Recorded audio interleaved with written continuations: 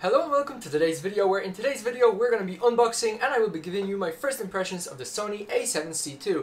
And this is coming from a guy who never wanted a camera, never really thought he would want to have a camera, but this perfectly fits my use case, which I will be talking about. So let's open up this box and see what's inside. So hopefully this is somewhat visible. I did already cut the tag, so let's open it up and see what's in the box. So first up we do have the manuals, which again we will read probably never. We open it further and let's check this out. So this looks like a wrist strap, I guess. Let's break it up and see. Well, this is more of a lanyard. It's a bit longer, but yeah, this will probably not get used as well. Further into the box, we do have a battery, which is right here. It's the original Sony one, and there is nothing left. We do have a camera, but let me just check under the box. We do have, or we don't have, a charging cable, which again is very strange, but let's check out the camera itself. So here it is. It looks exactly or almost exactly like the Sony A7C I, apart from probably, as you can tell, this dial right here, as well as different lettering on the front, and of course the different grip texture. Moving everything to the side, we have the camera right here, so let's put the battery inside to get a better feel for the actual weight. So now let's go over first impressions. First off, the camera is small. I will get to this later on. Another thing is the camera does definitely feel super high quality, and the grip, what many people don't like because the lack of pinky space, is perfectly fine for me. Now, I said small. Let's check this out. This is a Sony Alpha 4. My brother owns it. I've used it before, and it's basically the reason why I did not want a bigger camera. Now, you may look at those two cameras. I know that this has a smaller cage and a lens, but if you look at those two cameras side by side, this doesn't look that small compared to this. You gotta believe me that without the cage and without the lens, this camera is a lot heavier, is a lot bigger, which again is something I didn't want. I know that this camera has some perks such as the viewfinder compared to the Sony A7C II, but it's something that I can live with. And going back to my use case, so my primary use case for this is going to be essentially YouTube videos, but the main kind of reason I got it was to film some car content, some, I guess you can say, reels, because I have been using my iPhone for some time and I've already started noticing the drawbacks of using an iPhone versus a proper full frame camera. And I'm fully aware that there are people using iPhones getting huge amount of views and having fun filming content, which is totally fine, but I just wanted to play around with something new since I truly do enjoy doing it, and it's not like something that I have to do, it's something that I want to pick up and try out. And going back to cars, whenever I was filming videos, I did have to check information a lot, whether I'm doing something correct, car parts, because I'm not a mechanic. I'm into cars because I genuinely do enjoy cars and I want to learn more about cars. And having to stop a video, go back, check something, put it back into the cage, and so on and so forth, it just got extremely frustrating. Now let's look at, I guess, one more competitor to this camera, which I didn't go for, which is the Sony ZV-E1, and it's essentially more of a camera for vlogging. So if my primary use is recording videos, why did I get such camera? Well, for me, detail matters, right? So if I'm going to record videos of a car from further back, those 33 megapixels, or I think it goes down at 4K 60 FPS, will allow me to essentially zoom in more in order to get the finer details, since I have opted for this lens right here, which again I will talk about soon. Another thing is the ZV-E1, I believe it's called. It's been stripped down a lot when comparing to this camera in terms of the UI, which again I wasn't a fan of. And I guess something that's also really important to me is I do take photos sometimes, and I do enjoy taking photos, but I'm more of a video recording guy. So I guess I can pop some images up on the screen, but whenever I'm doing something, I like the content or the quality of it to be as best as I can. Another important point is the megapixel value. So the megapixel value between this and the Sony ZV-E1 I think it's huge. I think that Sony ZV-E1 has like 10, 11 megapixels when taking photos versus 33 right here. And that's huge because whenever you're taking pictures of, for example, cars, you do really care about the detail. Essentially, this camera is the younger, better brother of the Sony A7 IV, because this camera, Sony A7C II, has been essentially created around this camera, or based off this camera. And while we are here, I'm gonna unbox this lens, I'm gonna tell you why I got it, and then I'm gonna show you the setup I'm gonna run.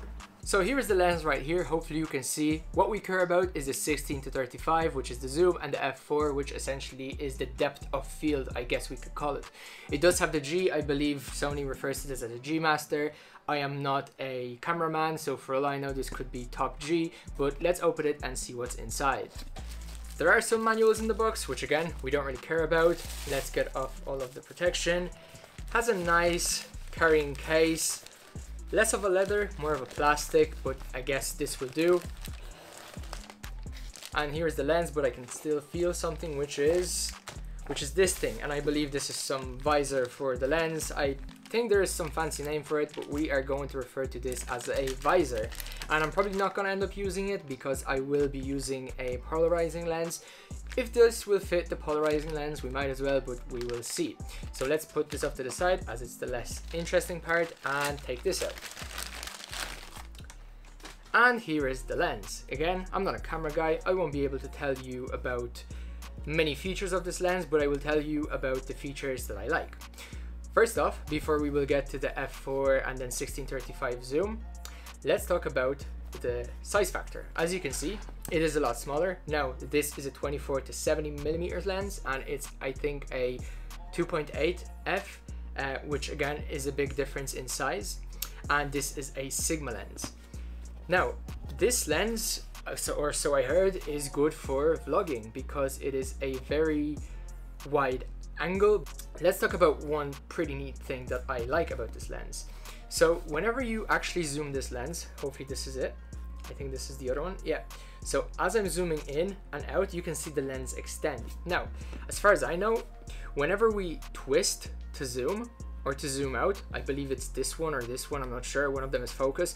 But what happens is that inside we have a lens on rails that actually goes back and forth. So there is no zooming in and out action that's visible, yet inside you have the lens going back and forth, which if you are using this on a gimbal, this will essentially make the gimbal more stabilized, because if this lens was to go out, the point of balance would slightly change on a gimbal, so you would have a harder time setting the gimbal up. Now, gimbals are pretty sturdy nowadays and the motors are powerful enough to counteract for that. And in terms of filming cars, I do usually like to get wider angles of whatever I'm filming and then zooming in during post-processing or editing in, for example, After Effects or Premiere Pro. So this 100% fits my use case. Now, in the future, I would like to get something that's more similar to this. I probably won't go as far as 70, maybe 50, but that would essentially allow me to take cooler pictures, I guess you can say, because when zooming in, you'll be able to stand further back. And the way it works is that whenever you are capturing an image of a subject and you're further out, zoomed in, the background is going to appear bigger. So you just can imagine the amount of cool shots that you could get, which you won't be able to get with those smaller lenses. Now, going back out, let's just talk about the setup I want to run to give you some better idea. So first off, I decided to get the 256 gig V30, I think it's a SanDisk Extreme Pro card. This is just enough, I believe, to film 4K 60 FPS. Not on the highest codec, but just enough to keep the details and keep me happy while editing.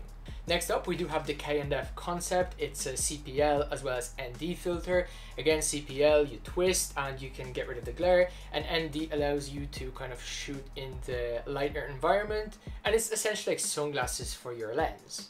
If you are curious, this lens is 72mm, so essentially this CPL filter is also 72mm, just so you can screw it on. And yes, there are some magnetic ones, which I have reviewed in the past, but this is a typical screw-on one. Next up, I've got an L mount, which will essentially allow me to mount this camera vertically on a gimbal, which again I will talk about, as well as a small rig quick release, just so I can get the camera off quicker. Now, I would have preferred to get the small rig cage for the Sony A7C II, but at this time there aren't any. You can pre-order some. Next up, one of my favorite parts is the gimbal. It's the Ronin SC. It is a pretty old gimbal. There are a lot of newer gimbals, but this is by far my favorite one, and I wouldn't trade it for anything. And if you're curious why, I am going to make a video on this soon, comboed with this camera. So this video was unboxing, first impressions, reasons why I got it, some comparison, but I will create a follow-up video probably after a week of using this camera to show you, or to talk about how I like it, what I would change about it, and maybe I've done a mistake getting this camera over this camera, or maybe possibly any other camera. So do stay tuned for this video. So hopefully you have enjoyed. I mean, I sure have. It's been a while since I've bought some tech that I truly couldn't wait for it to arrive. So if you have, you could always leave a like, subscribe for more content, and I wish you the very best of the day, and take care.